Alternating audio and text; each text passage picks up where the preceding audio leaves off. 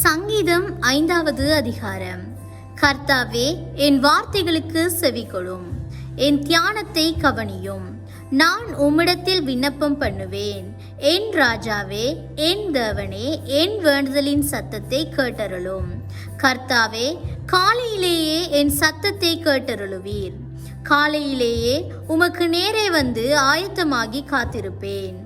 நீர் துன்மார்க்கத்தில் பிரியப்படுகிற தேவன் அல்ல, தீமை உம்மிடத்தில் சேர்வதில்லை.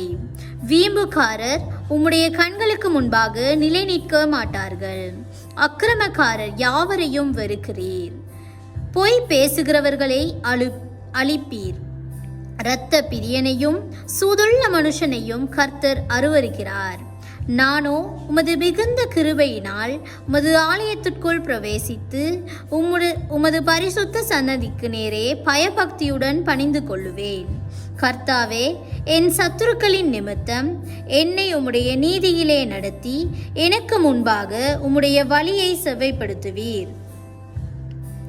அவர்கள் வாயில் உண்மை இல்லை, அவர்கள் உள்ளம் கேடுபாடுள்ளது. அவர்கள் தொண்டை திறக்கப்பட்ட பிரேத குழி.